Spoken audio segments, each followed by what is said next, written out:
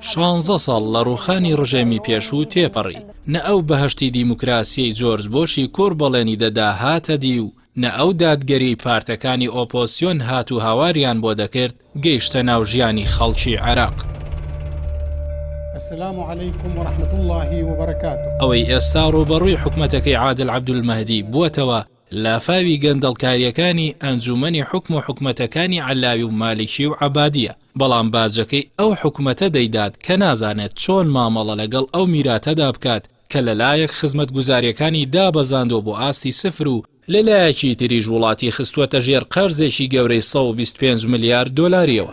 تووڕەیی جەماوەر لە سیاسەتمەداران و پارتە سیاسیەکان ئەوەیە لە دوای 2003 تا ئەمڕۆ هەموو ئەوانی کە دەسەڵاتیان گرتووەتە دەست سەرەتا لە ناو خەڵکەوە هاواریان بۆ حاڵی چین و توێژەکان و چارەسەرکردنیان بەرز کردووەتەوە.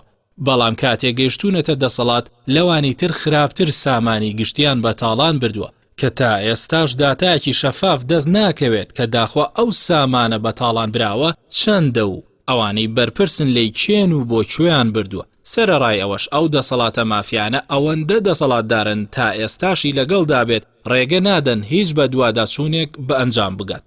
ئەو بێبەشی و تاڵانکاریەی سامانی گشتی جەماوەری بە شێوەیەک لە پارت و کەسایەتیە سیاسیەکان بێهیوا کردووە. هەمان دروشمی خۆپشاندەرانی لوبنان كلهم يعني كلهم بۆ خۆپشاندەرانی بەغدا و نەجەف و کەربەلا و بەسرە و زێقاریش دەشێت و ئەمانیش بە هەمان شێوەمانەوەی ئەو مۆدێلە حیزب و سیاسەتمەدارانە بە هەموو شێوەیەک ڕەت دەکەنەوە.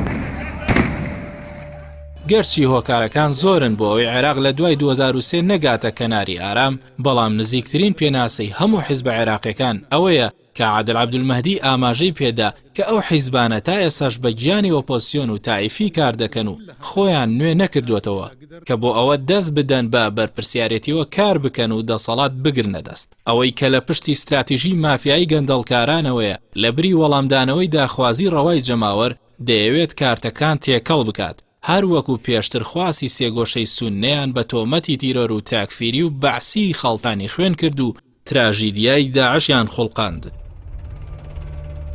ئێستاش پەنایان بردوێتە بەر فرتوفێڵێکی تر، ئەویش دەستکاری دەستور و هەوڵدانە بۆ ئەوەی بەنانەوەی جێژاوی تایفی ئامادەکاری بکەن بۆ سەرکوتی جەماوەر و ئەوەی لە سووریا ڕوویدا لە بەلاڕێدا بردننی شۆڕش لە عێراقیش دووبارەی بکەنەوە.